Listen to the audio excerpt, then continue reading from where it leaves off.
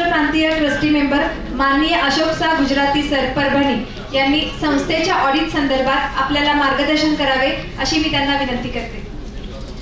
तत्पूर्वी एक छोटीशी विनंती. आत्ताच आपल्या सत्राची सुरुवात झाली आणि खूप छान जोरदार अशी सुरुवात रंगनाथ मंकापूर सावजींनी केली आहे. तर माझी सगळ्यांना नम्र विनंती, खूप वेळात आपसात बोलू नये. हे सत्र इतकं छान चाललंय, त्यांचं मार्गदर्शन आपल्याला लाभतंय, तर कृपया सगळ्यांनी शांत बसून ऐकायचंय. सर, मी अशोक गुजराती सावजींना विनंती करेन की त्यांनी सुरुवात करावी. व्यासपीठावर उपस्थित महाराष्ट्र प्रांतीय शोषक क्षत्रिय समाज विश्वस्त मंडळ, उपस्थित सर्व मान्यवर ग्रामसभा प्रतिनिधी, आजचे प्रमुख पाहुणे, प्रमुख अतिथी समाज यांच्या उपस्थितीत थोडा मी प्रयत्न करेन माझ्या ज्ञानाप्रमाणे.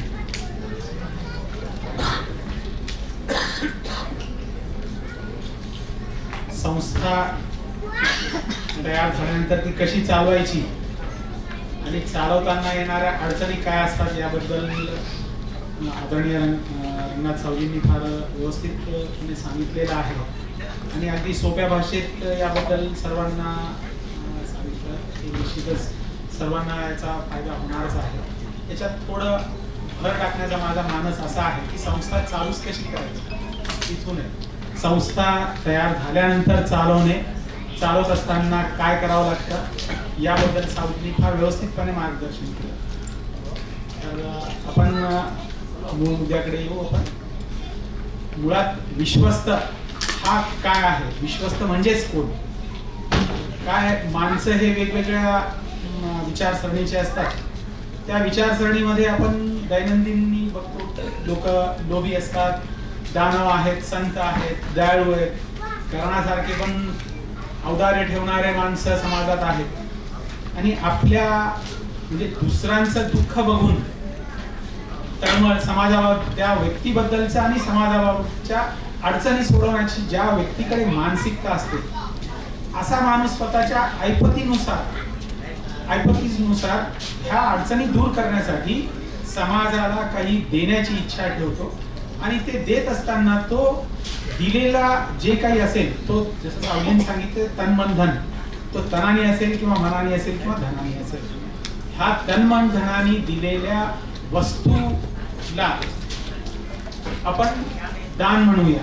आज तो दान तिन्ही स्वरूपातलं काही असेल, हे दिलेलं दान, त्या दान समाजासाठी दिलेलं दान, असे वेगवेगळे लोक एकत्र येऊन दिलेलं दान आणि ते दान स्वीकारणारे समाजातले प्रतिनिधी, समाजासाठी वापरण्यात येणारा पैसा, हे विश्वस्त, आपण त्यांना आज विश्वस्त म्हणूया. विश्वस्तांची व्याख्याच एवढी सोपी आहे. आणि असे वेगवेगळे विश्वस्त एकत्र येऊन तयार होतो विश्वस्त मंडळ. विश्वस्त मंडळ तयार होत असताना यात समाजातला जो कोणी कार्यकर्ता आहे, काम करणारा ग्रस्त आहे, सावजींनी सांगितल्याप्रमाणे निस्वार्थ असायला पाहिजे. त्याला तो स्पर्धेतून आला तर चालेल, पण त्याच्याकडे ईर्ष्या असायला नको. थोडं गावंढळ भाषेत बिनपगारी फुल अधिकारी, त्याच्याकडे सर्व अधिकार आहेत पण स्वतःसाठी काहीच नाही. तो समाजासाठी जे काही करायचं असेल ते समाजासाठीच करायचं. या हेतूने समोर येऊन जो माणूस काम करेल आणि ज्या समाजासाठी काम करेल, निश्चितच त्या समाजाची प्रगती होणार आहे.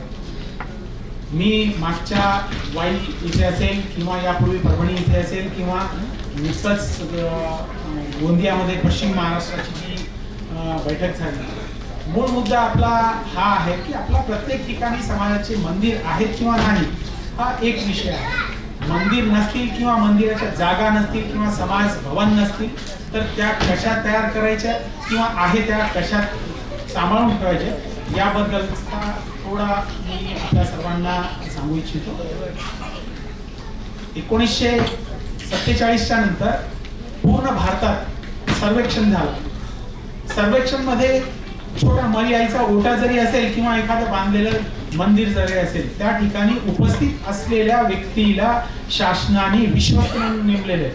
त्याच एखाद्या वेळेस शासनाच्या त्या कर्मचाऱ्याची चूक जरी असेल, समजा मी तिथे उपस्थित होतो आणि मी सांगितलं, वा या मंदिराचा मी देखभाल करतो, तर त्याला त्या संबंधित अधिकाऱ्याने विश्वस्त म्हणून नेमलं आणि विश्वस्त कमिटी त्याच्या अधिकारात दिलं आणि ज्या ठिकाणी कोणीच बोलणार नाही त्या माणसाला त्या संस्थेला GMT गव्हर्नमेंट मॅनेज ट्रस्ट म्हणून त्याचा एक्स ऑफिशियल ट्रस्टी तहसीलदाराला नेमलं.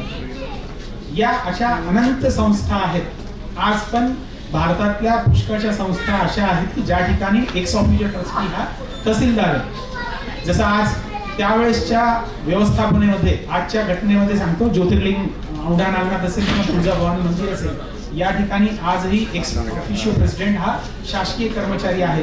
कदाचित त्यावेळेस शासनाला वाटलं असेल याची योग्य व्यवस्थापन व्हायला पाहिजे म्हणून, किंवा तिथे हजार कोणी नव्हतं बोलणार की आम्ही ट्रस्टी आहोत. तर या संस्था आपल्या चांगल्या लोकांच्या हातात येणं पण गरजेचं आहे. त्यासाठी सर्व समाजातील लोक एकत्र येऊन या अशा संस्थांना आपल्या आधिपत्यात आणण्यासाठी योजना, त्याला स्कीम म्हणतात, स्कीम तयार करणे, स्कीम तयार करून या संस्था आपण तिथे आपलं कार्यकारी मंडळ नेमू शकतो. कार्यकारी मंडळ नेमत असताना हे कोणत्या प्रकारे चालवायला पाहिजे याच्याबद्दलचा घटना किंवा स्कीम म्हणा, आपण प्रत्येक स्थानिक जिल्हा कार्यालयात, सहाय्यक धर्मादाय कार्यालयात याच्या नोंदणी करून घेणं गरजेचं आहे. हे करत असताना या तरतुदीमध्ये विश्वस्त मंडळाचा कारभार चालवत असताना सभासद कोण असायला पाहिजे, त्याची पात्रता काय, सर्व सभासद निवडत असताना हे कसे असायला पाहिजेत, त्याचा कार्यकाल किती असायला पाहिजे, बैठका कधी घ्यायला पाहिजेत, बैठका सर्व समाजाच्या कधी घ्यायला पाहिजेत, या माध्यमातून आपण म्हणजे निवडणूक किती वर्षांनी घ्यायला पाहिजे. आता कॉमनली म्हणजे शासनाने 1989 मध्ये एक परिपत्रक काढून महाराष्ट्रात, मी ह्या सर्व कायदा थोडा उल्लेख करेन महाराष्ट्राबद्दलचा, म्हणजे आपली ही ग्रामसभा बैठक जी आहे ती महाराष्ट्र रिलेटेड आहे. सुदैवाने दुसऱ्या 2-3 प्रांतातले पण लोक आले, तिथे पण हाच कायदा आहे, थोडा बदल आहे त्याच्यात. तर हे करत असताना त्या सर्व तरतुदींचा उल्लेख करून घटना तयार करणे. सध्या महाराष्ट्राने फार चांगला उपक्रम हातात घेतलेले, आणि हे प्रत्येक ग्रामसभेच्या बैठकीत, प्रत्येक विभागीय बैठकीमध्ये जाऊन याबद्दल आम्ही चर्चा करतोय. एक युनिफॉर्म घटना आपण तयार करतोय सध्या. त्यासाठी सर्व तुमच्या ग्रामसभांकडून असलेल्या नोंदणीकृत संस्थांच्या घटनांची प्रत आम्हाला अपेक्षित आहे. आतापर्यंत फक्त बोटावर मोजण्या एवढ्या संस्थांनी त्यांच्या घटना दिल्या. आम्हाला हे युनिफॉर्म तयार करायचं आहे. महाराष्ट्र तांत्रिकनी याच्यासोबतच अजून एक चांगला उपक्रम हाती घेतलेला आहे. प्रत्येकाच्या काही लग्नानिमित्तच्या अडचणी असतील किंवा जागे संदर्भाच्या असतील, लिगल मॅटर्स असतील किंवा उद्योगाबाबतच्या असतील, अशा वेगवेगळ्या 11 साधारणतः 9 ते 11 वेगवेगळ्या कमिटीज तयार केलेल्या आहेत. त्या कमिटी संदर्भात पण आपण समाजातून कोणाला प्रतिनिधी व्हायचंय स्वेच्छेने, किंवा मला याच्यातलं ज्ञान आहे आणि मी माझं ज्ञान समाजासाठी देऊ शकतो, हे डोक्यात ठेवून आपण त्या कमिटी तयार केलेल्या आहेत. या कमिटीच्या माध्यमातून आता त्याच्यातली जी कमिटी एक संस्था रिलेटेड, त्याच्यातला एक सभासद आहे. तर अशा संस्था तुम्ही आमच्याकडे माहिती दिल्यानंतर एक अशी घटना तयार करायची आहे की ज्या माध्यमातून 5 वर्षांनी निवडणुका दर प्रत्येक ठिकाणी 5 वर्षांनी घ्यायच्या आहेत. तर त्या अध्यक्षांना 5 वर्षाचा टर्म एकदाच ठेवायचं का 2दा ठेवायचं, हे आपण पूर्ण समाजाच्या एकत्रीकरणातून करू. म्हणजे खुर्चीवर बसणारा माणूस वर्षोगिंती बसतो, त्याच्या बुद्धीला काय पडतं तो त्याप्रमाणे करतो, किंवा त्याच्याकडे येणाऱ्या जाणाऱ्या लोकांच्या बुद्धीवर तो कार्य करत असतो. आज आपण महाराष्ट्राबद्दल बोलणार नाही, आज काय चालतं, पण एवढंच सांगेन की आज जी कमिटी ज्या तळमळीने हे काम करते त्या याच्यातून सर्व समाज बांधवांना या याच्यात समोर येणं गरजेचं आहे. आपल्याला आम्ही कमिटी फॉर्म केल्यानंतर या सर्व याच्यातून संस्था नोंदणी करत असताना काय लागणार आहे, विश्वस्त कसा असायला पाहिजे, त्या संदर्भात सर्व माहिती देतो. ज्या ठिकाणी असेल जागा त्या ठिकाणचं प्रॉब्लेम नाही, पण नसतील त्या ठिकाणचं एक हे देतो, रेफरन्स देतो. तुम्ही ज्या वस्तीमध्ये किंवा नगरमध्ये कॉलनीमध्ये राहत असाल तिथे ओपन स्पेस सुटलेला असेल, म्हणजे कृषिकचं अकृषिक याने करत असताना ज्या ओपन स्पेसेस सुटतात त्याच्यातली 10% जागा ही समाज उपयोगासाठी घेता येऊ शकतात. कंडिशन आहे तिथल्या सर्व कॉलनीतल्या रहिवाशांकडून ना हरकत प्रमाणपत्र घेऊन आपण तो स्थानिक स्वराज्य संस्था ज्या काय असतील, नगरपालिका, ग्रामपंचायत किंवा महानगरपालिका यांना देऊन आपण तो ठराव घेऊ शकतो. त्या ठरावाच्या माध्यमातून आपण ती जागा आपल्या या कामासाठी घेऊ शकतो. ती जागा घेतल्यानंतर ती नमुना नंबर 8 ने आपल्या नावाने लावून घेणं गरजेचं आहे. नमुना नंबर 8 हा दाखला असा आहे, त्या जागेच्या नोंदी आपल्या नावाने, आपल्या समाजाच्या नावाने, आपलं नाव आपण ठरवून घ्या काय करायचंय, कोणत्या देवीचं मंदिर स्थापन करायचंय. जर तुम्ही त्या देवी देवतांचा यथोचित पूजा अर्चा करू शकत असाल तर हे काम करा, अन्यथा समाज भवन फक्त बांधा. का म्हणजे मी संघाचा कार्यकर्ता असल्यामुळे या सर्व गोष्टींचा मी फार जवळून बघितलेलं आहे. आज पुष्कळच्या ठिकाणी मंदिर उभे, आपण देवदर्शनासाठी दूरच करून निघून जातो. हे अशा प्रकारची चालणार नाही, त्यामुळे मंदिर बांधायचे का नाही याचा विचार करा. मी मंदिराबाबतचा एक छोटासा उल्लेख देतो. जर नमुना नंबर 8 सारख्या ठिकाणी तुम्ही स्थानिक स्वराज्य संस्थांमध्ये जर तुमच्या त्या मंदिराची नोंद नसेल तर काय होऊ शकतं त्याचं एक छोटंसं उदाहरण देतो. परभणी ज्यावेळेस स्थापन झाले, परभणीच्या वेशी बाहेर कासार हनुमान म्हणून मंदिर होतं. त्या मंदिराची बांधकाम शैली ही क्रॉस स्टोन स्ट्रक्चर आहे, म्हणजे दगडावर दगड क्रॉस स्टोन. ही इसवी सन 600 ते 700 वर्षापूर्वीची बांधकाम शैली आहे. या युती शासनाच्या अगोदरच्या शासनाने अधिकृत मंदिर कोणकोणते ते पाडण्यास योग्य असा आदेश देऊन या मंदिराचा रहदारीस अडथळा असा दाखवून पाडण्यासाठी योग्य आहे असं सांगितल्यावर मी त्या मंदिराच्या ते मंदिर पाडण्यात येऊ नये यासाठी मी माझ्या स्वतःच्या म्हणजे मी स्वतः संभाजीनगर येथील हायकोर्टात उतरलेले आणि त्याच्यात मी स्टे ऑर्डर घेतलेले आहे.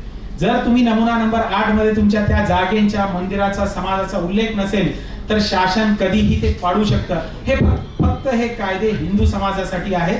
का म्हणजे आपण अतिसहिष्णू आहोत.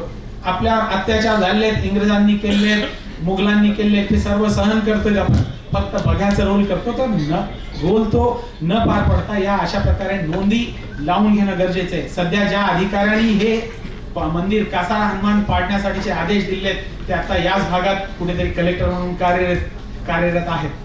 तर त्या माणसांनी हे मंदिर रहदारीस अडथळा आहे असं सांगून पाडण्यासाठी योग्य म्हणून सांगितलं आणि ते करत असताना तिथूनच खुतनी मस्जिद म्हणून 100 मीटरवर एक मस्जिद आहे, जी मी परभणीत 1986 ला ज्यावेळेस गेलो त्यावेळेस त्या मस्जिदीचं अस्तित्व नव्हतं. ते परभणीत बस स्टँडच्या समोर एक मस्जिद रिसेंट मागच्या 10 वर्षापूर्वीच्या शिवसेनेच्या आता उबाटाच्या खासदारांनी स्वतःच्या मतासाठी ते मस्जिद बांधकाम केलं. ती पुरातन वास्तू आहे असं तिथल्या कर्मचाऱ्यांनी, पुरातन लोकमान्य मस्जिद आहे असं ते रेकॉर्ड तयार केलं आणि त्याच्यावर याच अधिकाऱ्यांनी स्वाक्षऱ्या केलेल्या आहेत. तर ह्या प्रकरणात मी कोर्टात जाऊन कोर्टाला सांगितलं की पुरातत्व विभागाकडून या बाबतची चौकशी करा. जर आमचं हे कासार हनुमान जर पाडण्यास योग्य असेल, 700 इसवी सन 700 वर्षापूर्वी बांधलेलं मस्जिद जर पाडण्यात योग्य असेल तर ह्या आडली 10 वर्षापूर्वीचं बांधलेलं का पाडण्यात येऊ नये मस्जिद. तर तेव्हा त्यांना कळालं की आता हे पडू शकतं. मग न्यायाधीशांनी पण आमची बाजू ऐकून घेतली आणि त्याच्यावर स्टे ऑर्डर दिला. अजून न्याय मिळालेला नाही, स्टे ऑर्डर तसंच पेंडिंग आहे. शासन दरबारी असे अनंत अडचणी आहेत. नाशिकमध्ये कितीतरी मंदिरं पाडण्यात आलेले आहेत. लोकांनी विरोध केला म्हणून थोडा काळ थांबवण्यात आला होता, पण यासाठी तुम्हाला जागरूक राहणं गरजेचं आहे. म्हणून ह्या तुमच्या मंदिराच्या जागेच्या नोंदी, समाज मंदिरांच्या नोंदी त्या स्थानिक स्वराज्य संस्थेत होणं गरजेचं आहे. हा विषय याच्यासाठी मी तुम्हाला सांगितलं की काय घडलं, म्हणजे पुरातन असून सुद्धा पाडण्याच्या कारवाईबद्दल कोणी काही करू शकत नव्हतं. फक्त तिथल्या जागेबद्दलच्या बाकीच्या घटनांची माहिती असल्यामुळे मी हे करू शकलो. तिथल्या समाज बांधवांचा पण सपोर्ट मिळाला. संस्था नोंदणी करत असताना कमीत कमी 7 ट्रस्टी ऑनवर्ड्स, कमीत कमी 7 ते 21, जेवढे कमी घ्याल तेवढं सोयीचं होईल तुम्हाला ऍडमिनिस्ट्रेशन करण्यासाठी. पण त्यासोबतच पूर्ण समाजाचं इन्व्हॉल्वमेंट असेल तर तुम्ही युवक मंडळे, महिला मंडळे किंवा मार्गदर्शक म्हणून ज्येष्ठ लोकांना घ्या. संस्था नोंदणी करा. घटना पाहिजे त्याप्रमाणे आम्ही तुम्हाला तयार करून देऊ, घटना तयार करून देऊ. नोंदणीसाठी लागणारी सर्व इत्याभूत माहिती तुम्हाला करून देऊ. नोंदणी झाल्यानंतर ताबडतोब तुम्हाला पॅन कार्ड घेणं गरजेचं आहे. पॅन कार्ड घेतलं नाही तर तुम्ही बँकेत खाते उघडू शकत नाही. पारदर्शक व्यवहारासाठी तुम्हाला पॅन कार्ड काढणं गरजेचं आहे. त्याचप्रमाणे तुम्हाला बँकेत सुद्धा अकाउंट पण ओपन करून घेणं गरजेचं आहे. का म्हणजे आपण सध्या बघतोय दुर्दैवाने आपल्या समाजातील काही ग्रामसभा अशा आहेत, मी आज खुर्चीवर बसलेले 15-20 वर्ष चालूच आहे कारभार.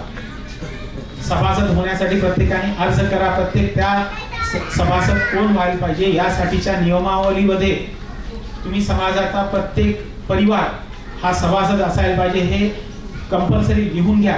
18 वर्षावरील व्यक्ती हा सभासद असायला पाहिजे. अदरवाईज आज नावासहित याच्यासाठी सांगतो, जयवंत पवार सावजींचा उल्लेख करतो.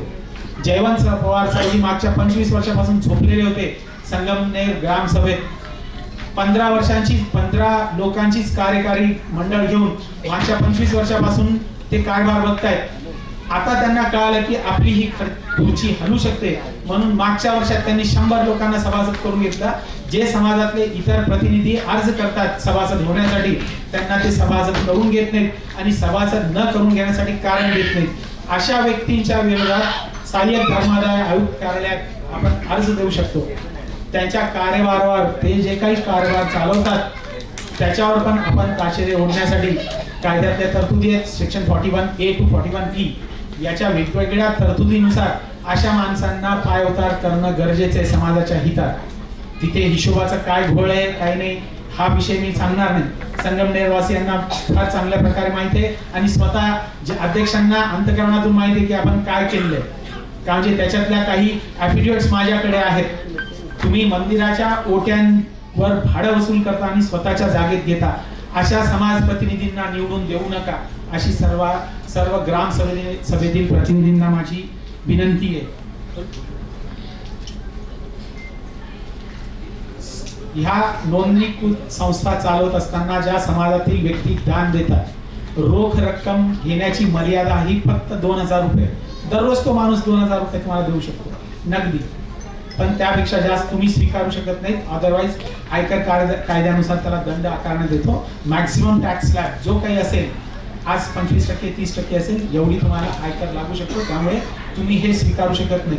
एक हे मंदिराचं रजिस्ट्रेशन झालेलं आहे, पॅन कार्ड काढलेले, बँकेत अकाउंट काढलेले, तुमच्याकडे आलेला पैसा दैनंदिन दररोज व्यवहारात आलेला पैसा तुम्ही त्या पैशाचा व्यवस्थित हिशोब ठेवून दररोजच्या दररोज आज आलेलं संकलन दुसऱ्या दिवशी बँकेत जमा करणं हे गरजेचं आहे आणि त्याच्या नोंदी किर्द खतावणी घेणं पण तेवढंच आवश्यक आहे.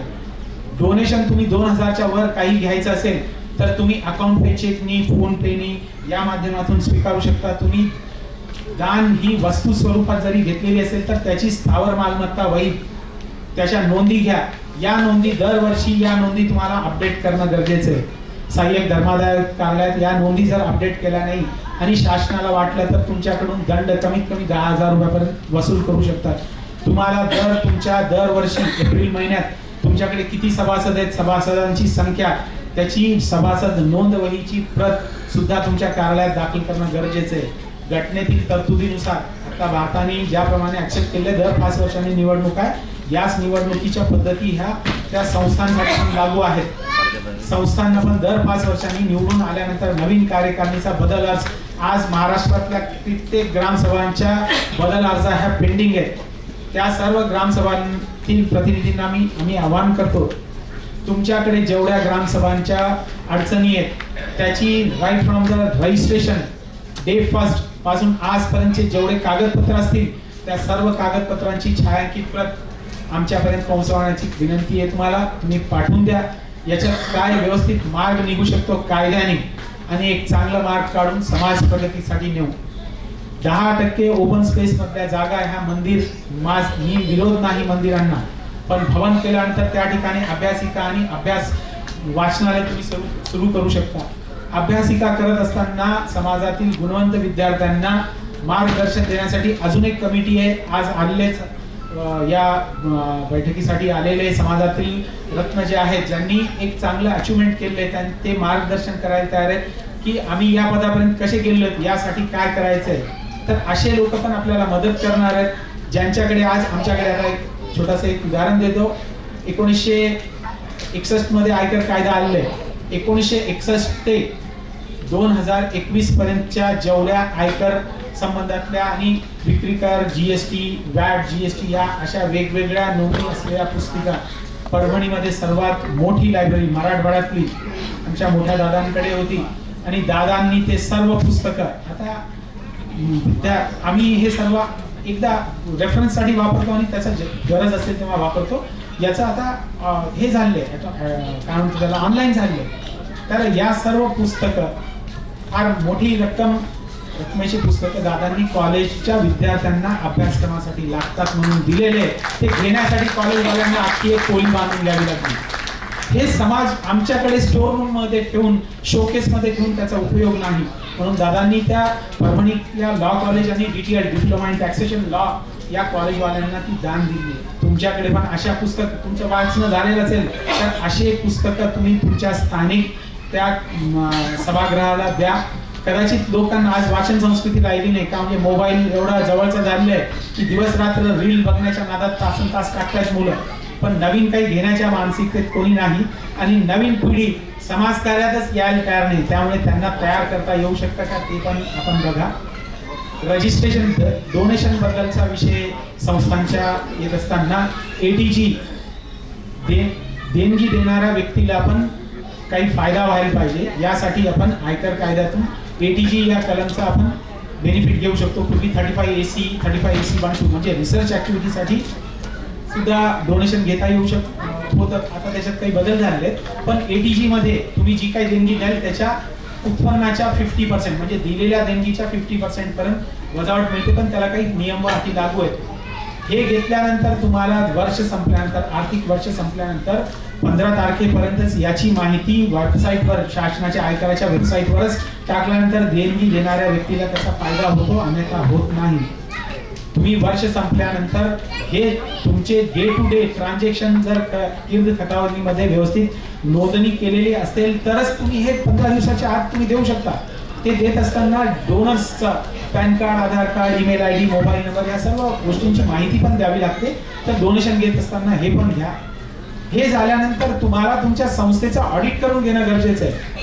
ऑडिट हे सनदी लेखापाल, चार्टर्ड अकाउंटंट किंवा सहाय्यक धर्मादाय आयुक्त कार्यालयाने नेमलेला ऑथराइज्ड ऑडिटर, प्रमाणित लेखापरीक्षक, अधिकृत लेखापरीक्षक यांच्याकडून करून घेऊन 30 सप्टेंबरच्या आत ते अपलोड करणं गरजेचं आहे. शासनाच्या वेबसाईटवर अपलोड करणं गरजेचं आहे. पण दुसरी बाजू अशी आहे, 31 जुलैपर्यंत इन्कम टॅक्सचं रिटर्न पण जाणं गरजेचं आहे. ते जाण्याच्या अगोदर 10AB फॉर्म पण अपलोड करणं गरजेचं आहे.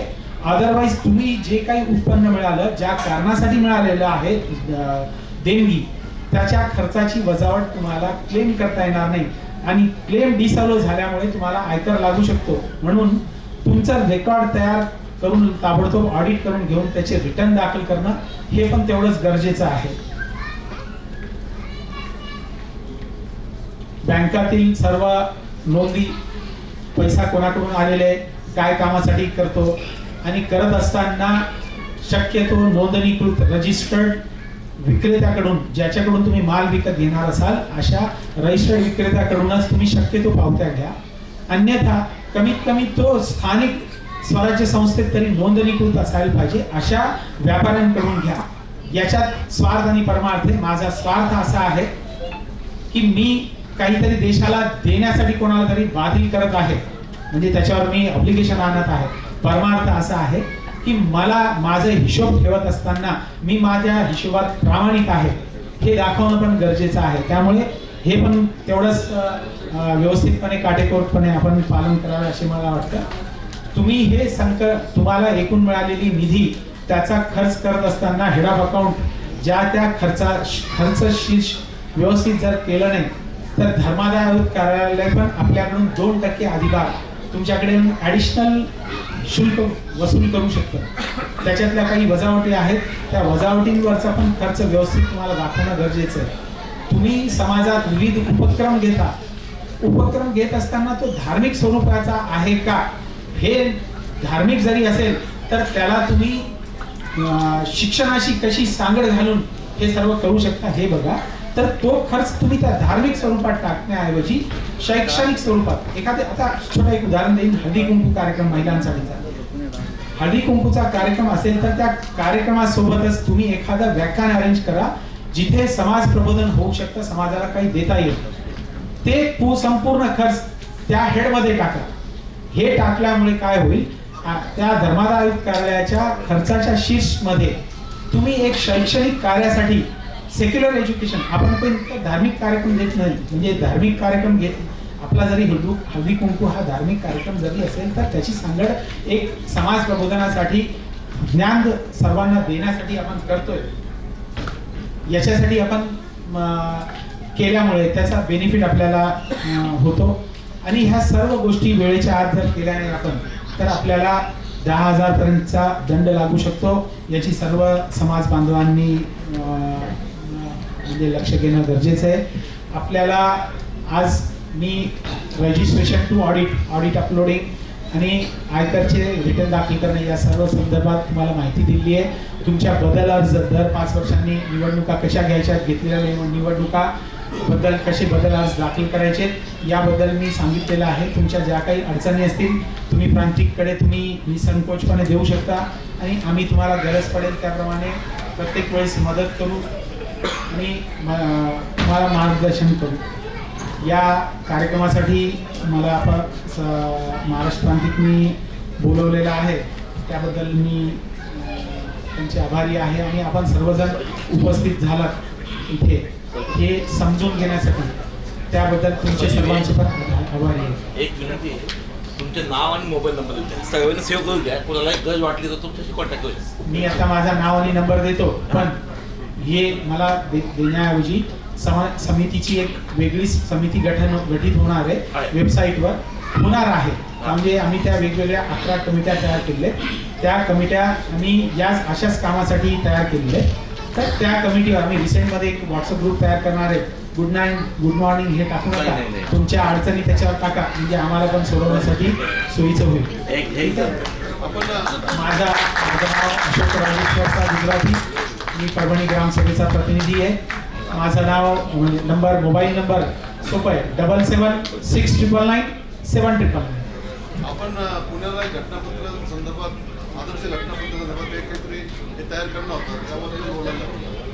आदर्श घटना तयार करण्यासंदर्भातलं काम आपलं चालू आहे. आम्ही प्रत्येक ग्रामसभेकडून त्यांच्याकडे असलेल्या घटना आम्ही मागवतोय. या मागचं कारण असं आहे की नवीन काही त्यांनी त्यांच्या घटनेत काही उल्लेख केलेला असेल तर ती माहिती मिळायला पाहिजे म्हणून आम्ही सर्वांना आवाहन केलंय. मी परत एकदा सर्व ग्रामसभा प्रतिनिधींना आवाहन करतो, तुमच्याकडे असलेल्या घटनेची प्रत आमच्याकडे कार्यकारिणीकडे तुम्ही पाठवून द्या. लवकरच आम्ही एक आदर्श घटना तयार करणार आहोत समाज उपयोगी. त्याच्यातून तुमच्या सूचना पण मांडा की कार्यकारिणी किती वर्षासाठी असायला पाहिजे. 5 वर्ष आहे, पण त्याच्यावर बसणारे पदाधिकारी हे किती वर्षासाठी नेमले जायला पाहिजे, 1 टर्म 2 टर्म हे ठरवा. या अशा वेगवेगळ्या सूचना तुम्ही देऊ शकता. कामाचं स्वरूप तुम्ही ठरवू शकता. तुम्हाला याबद्दल म्हणजे आम्ही भविष्यात त्या आमच्या ग्रुपच्या माध्यमातून सर्वांना कल्पना देऊ. जय सहस्त्र.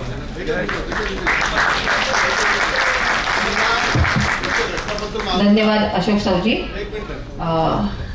मिनिट मॅडम, त्यांच्या घटनापत्र मागवण्यापेक्षा आपण त्यांना घटनापत्र आदर्श वितरित करावं, म्हणजे ते त्याच्यातून बदल करून घेतील असं मला वाटतं.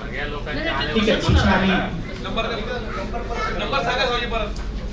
नवीन सुधारित जी घटना आहे ना ती अखिल भारतीयकडे दिलेली आहे, त्यांच्याकडनं मंजुरी आली ना ते देण्यात येईल. आता तुमच्याकडे जे असेल तुम्ही पहिले प्रथम पाठवा. धन्यवाद.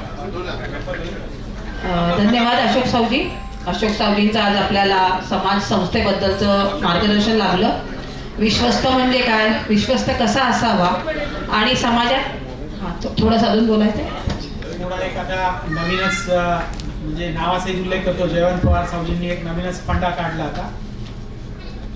आपली आदर्श घटना टिकले सावजींची आदर्श घटना अशी होती, 500 लोकसंख्या ज्या ठिकाणी आहे त्या ठिकाणी 500 लोकसंख्या असलेल्या ठिकाणी आपला एक प्रतिनिधी असायला पाहिजे.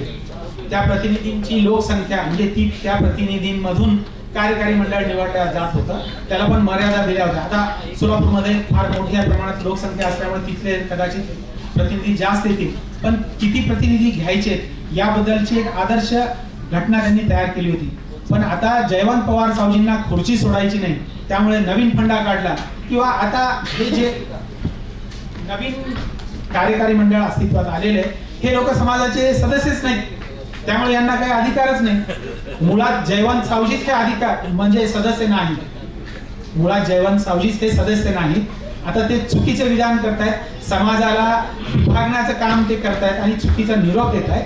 त्यामुळे समाजातून सदस्य संख्या किती असायला पाहिजे याबद्दल पण आपल्याकडून सूचना पाहिजे. आपण सर्व ग्रामसभा प्रतिनिधींना विनंती आहे, आपण महाराष्ट्र प्रांतकडे आपल्या सदस्यत्वासाठीची निर्धारित वर्गणी आता नवीन म्हणजे तुम्ही अर्ज द्या, तुमचे प्रतिनिधी आमच्याकडे पाठवा की त्यासाठी तुमच्या ग्रामसभेचा ठराव घ्या, नियमाने ठराव घ्या, ठराव घेऊन आमचे हे प्रतिनिधी तुमच्या ग्रामसभेसाठी म्हणजे महाराष्ट्र क्रांतीसाठी काम करतील.